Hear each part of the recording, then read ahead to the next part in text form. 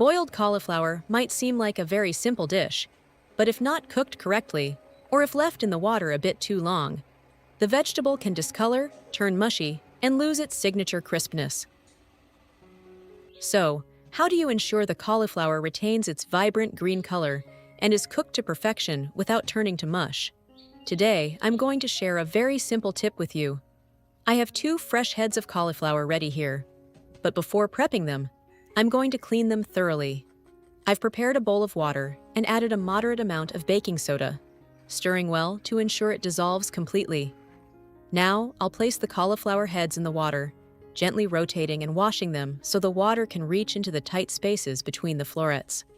Cauliflower has a complex structure with tightly packed florets, making it easy for dirt to hide in spots that aren't immediately visible. That's why I take the time to clean them properly instead of just giving them a quick rinse under the tap. Once washed, I transfer the cauliflower to a bowl of fresh water and rinse thoroughly to remove any remaining baking soda and dirt. Now the cauliflower is clean and ready for preparation. I'll show you a few small details during the prep and boiling stages that help the cauliflower keep its beautiful green color and perfect texture without falling apart. Let's get started. Now, I'll start prepping the 2 heads of cauliflower. Typically, many people place the whole head on a cutting board and cut it directly into smaller pieces. That method is quick, but if you cut from the floret side, the knife tends to slice through the smaller branches, causing the florets to crumble and scatter all over the board. So, today, I'm going to try a slightly different approach. Instead of chopping down from the top with a knife, I'm using a clean pair of kitchen shears and starting from the stem end. I gently lift each branch, locate the small stem connecting it to the main stalk, and snip it off. I continue this process, separating each branch from the head one by one. As you can see, the florets at the top remain largely undisturbed, so each branch keeps its shape intact, and there is much less crumbling. Now, let's look at the cauliflower stems.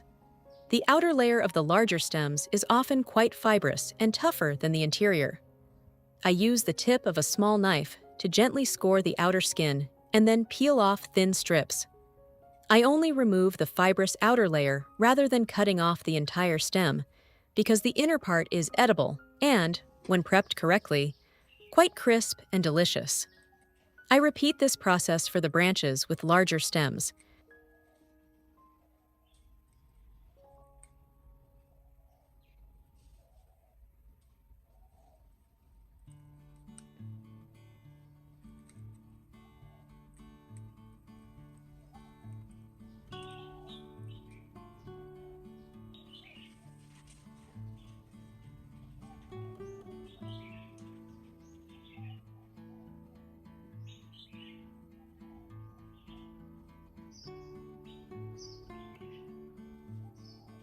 After breaking the cauliflower into florets, I give them a quick check. You'll notice some florets are quite small, while others are significantly larger and thicker. If I were to boil them all together as they are, the small ones might turn mushy before the thick stems of the larger ones are fully cooked. So, for the larger florets, I break them down a bit further. I hold the stem and gently divide the large floret into bite-sized pieces, trying to follow the cauliflower's natural structure so the floury tops keep their shape and don't crumble too much. There's no need for every piece to be identical. Having them relatively uniform in size is perfectly fine. Now, let's move on to the most important part of today's video: boiling the cauliflower. Instead of showing just one method, I'll boil 2 separate batches so we can place them side by side later and clearly see the difference. For the first batch, I'll use the simplest method, boiling it in plain water without adding any other ingredients. I wait until the water is bubbling steadily like this before adding the cauliflower. Waiting for the water to boil before adding the vegetables also makes it easier to control the cooking time. Once it reaches the desired level of doneness, I remove the first batch and place it directly onto a plate.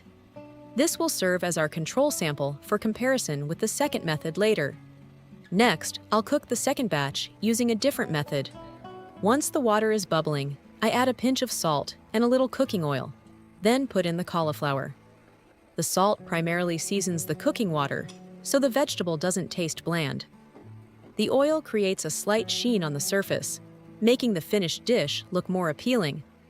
However, to keep the cauliflower a vibrant green, the most important factors are cooking it for the right amount of time and cooling it down immediately after removal.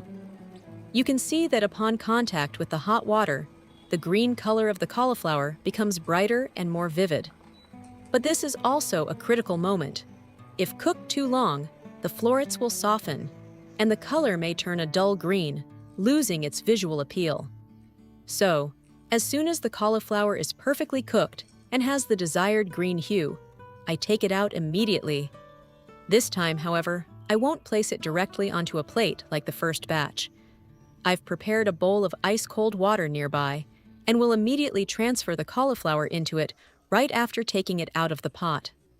You can see the heat dissipating rapidly from the vegetables. I'll leave the cauliflower in the ice water for about 3 minutes. This is actually one of the most important steps in today's tip. Rapidly cooling the vegetables halts the residual cooking process caused by the heat trapped inside. This prevents the cauliflower from becoming overly soft after leaving the pot, helping to maintain a crisp texture and a more vibrant green color. After about 3 minutes, I'll remove all the cauliflower, let it drain, and arrange it on a separate plate. Now, take a look at the difference. I've placed the 2 plates of cauliflower side by side so you can easily compare them. On one side is the batch boiled in water using the first method and left to cool naturally. On the other is the cauliflower boiled in the second pot and immediately cooled in ice water after cooking. To the naked eye, the second plate looks fresher, greener, and glossier. The florets have held their shape well and don't appear mushy. To make today's vegetable dish more aromatic and flavorful, I'm going to add a simple extra step before serving. First, I prepare a few cloves of garlic by crushing them with a knife and then chopping them up. There's no need to mince the garlic too finely. I prefer leaving small pieces so the aroma really stands out in the pan and the dish looks more appetizing. Now, I place the pan on the stove and let it heat up. Once the pan is hot enough, I add a little butter. You can see the butter gradually melting and coating the surface of the pan in a thin layer. A pleasant, rich, and buttery aroma begins to waft up at this point. As soon as the butter has melted, I add the prepared garlic and give it a gentle stir. I keep the heat at a medium level, not too high, because garlic burns very quickly. I just sauté it until the garlic turns a light golden color and becomes fragrant. Next, I add the pre-boiled cauliflower to the pan. Since the vegetable is already cooked, there's no need to sauté it for too long. I simply toss it gently so that each cauliflower floret gets coated in the aromatic butter and garlic. Sautéing quickly like this also prevents the vegetable from overcooking and becoming mushy. To enhance the flavor, I add a moderate amount of oyster sauce. Oyster sauce has a strong flavor, so I don't use too much. I give everything another quick toss to ensure the seasoning evenly coats every floret. Just look at the colors now. The cauliflower retains its fresh green hue with a slight glossy sheen, interspersed with golden aromatic garlic pieces. It looks truly appetizing. Once everything is well combined, I turn off the heat and transfer the cauliflower to a plate. And just like that, starting with raw cauliflower, we have a beautiful plate of greens, cooked to perfection, retaining a firm texture, and infused with the delicious aroma of garlic butter and oyster sauce. The key takeaways from today's tip are to avoid overcooking the cauliflower and to cool it down quickly once it is tender crisp. With just a few small adjustments, you can elevate a familiar vegetable dish, keeping its color vibrant and its texture appealing. If you found today's tip helpful, please give the video a like, share it with friends, and subscribe to the channel so we can explore more great kitchen tips together. Thanks for watching, and I'll see you in the next video.